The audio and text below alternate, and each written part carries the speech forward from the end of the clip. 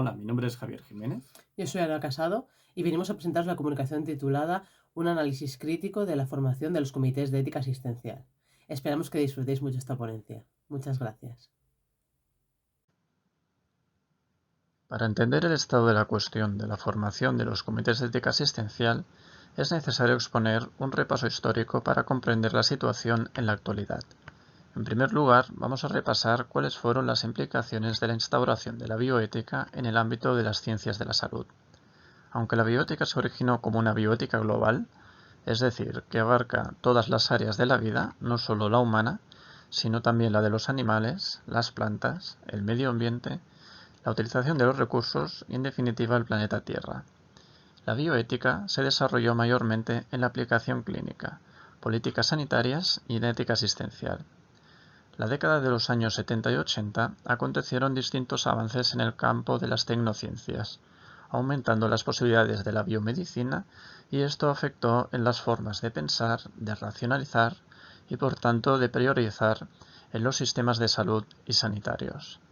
Estas décadas supusieron un incremento exponencial de las unidades de cuidados intensivos, técnicas de reproducción humana asistida, tasas de trasplantes de órganos, la biogenética, etc. Por un lado, no podemos olvidar el contexto sociocultural y biopolítico que se produce en estas décadas en Europa y en España. Muchos estados habían iniciado transiciones a estados democráticos, dando el paso a estados laicos, que afectó tanto a la sociedad como sus políticas sociales y sanitarias. Todos estos cambios permitieron una mayor libertad de conciencia entre la población y sus profesionales de la salud, propiciando el paso de un modelo paternalista a un modelo autonomista, donde, entre otras cosas, se incluía el respeto de la dignidad de las personas y, por ende, a los derechos humanos. Un breve resumen de la historia de la constitución de la bioética. Como algunos sabréis, en 1974 se creó el Informe Belmont, donde se formularon 3 principios éticos para la toma de decisiones racionales en clínica: el respeto a las personas, la beneficencia y la justicia. Este informe fue crucial para que posteriormente, en 1979, los autores Beauchamp y Childress difundieran en su obra los 4 principios de la bioética, donde se reformuló el principio de autonomía y se examinó el principio de no maleficencia. Pero, ¿cómo llega la bioética a Europa? Tenemos que reconocer el indispensable papel que tuvo el doctor Francesc Cabell de Barcelona, que en 1972 realizó una estancia doctoral en el Kennedy Institute, que fue el primer centro universitario dedicado a la bioética en Estados Unidos, y en su regreso al Hospital Sant Joan de Déu de Barcelona d'Esplugues, en mayo de 1974, se formó el Comité de Orientación Familiar y Terapéutica, que sería el primer comité para la resolución colegiada de casos clínicos conflictivos desde una perspectiva ética. Pero no fue hasta 1981 que pasó a denominarse Comité de Ética Existencial del Hospital Sant Joan de Déu de Esplugues de Barcelona. Aunque tampoco no podemos olvidar al doctor Diego Gracia, que en 1988 propuso en Madrid el primer máster de bioética laica en España, que previamente el doctor Diego Gracia realizó diversas estancias en universidades de Estados Unidos, recolectando la fundamentación y la metodología de las decisiones éticas en la clínica. Por lo que podríamos decir que la bioética contemporánea se recoge de fuera de España y se trae a Europa, en primer lugar, tanto en Barcelona como en Madrid. La década de los años 90 fue una época de regulaciones jurídicas de los comités de ética asistencial en el ámbito autonómico y nacional. La primera regulación la encontramos en Cataluña, en el orden del 14 de diciembre de 1993, de acreditación de los comités de ética asistencial. Esta normativa fue emulada posteriormente en las demás comunidades autónomas, como en el País Vasco en 1995, y cabe destacar que en ese mismo año el Instituto Nacional de Salud impartió formación de manera reducida y selectiva a un conjunto de profesionales de la salud para que tuvieran un mínimo de conocimientos en bioética y en su metodología de aplicación. Por finalizar esta introducción, por último, fijaros que, como hemos dicho, la bioética europea aterriza esencialmente en Barcelona, que tal es así que en el año 2000 se legisló la Ley de Autonomía del Paciente en Cataluña y 2 años más tarde se crea la misma ley aplicable a toda España. Tras 36 años del primer máster en bioética en España, del Diego Gracia, aquí podéis observar cuántos y dónde se puede estudiar dichos másteres y su duración. Tenemos aproximadamente en España unos 15 másteres repartidos.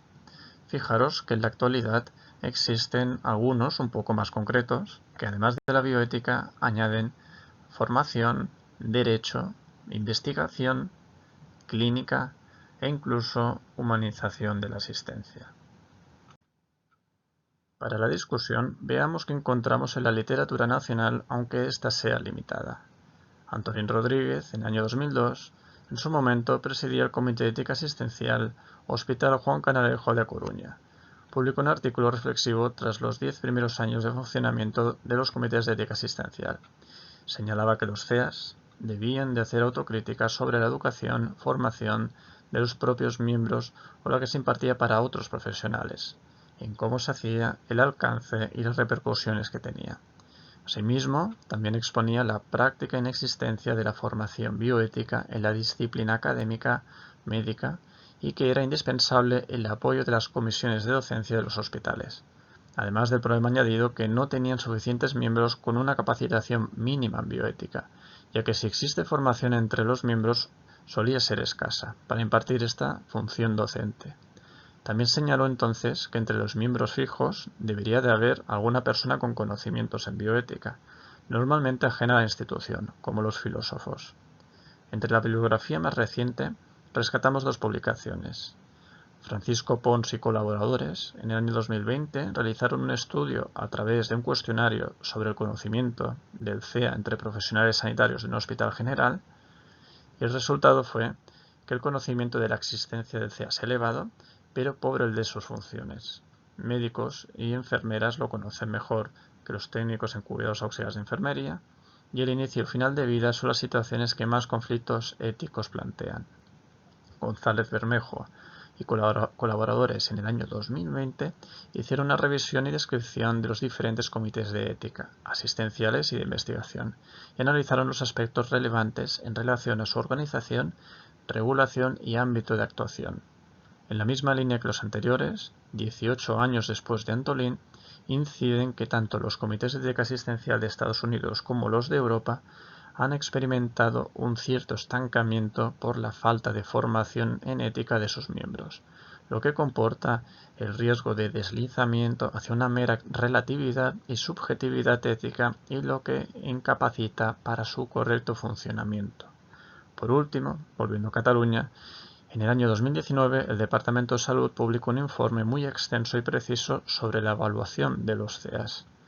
Aunque solo estudian la formación en bioética de los cargos de presidente, vicepresidente y secretariado, cabe decir que en este informe solo respondieron 53 de los 61 CEAS en ese año que pudieron evaluarse, y de ellos, solamente de estos 53, el 52,8% de los presidentes y el 20,7% de los vicepresidentes y el 26,4% de secretarios tenían un máster oficial en bioética.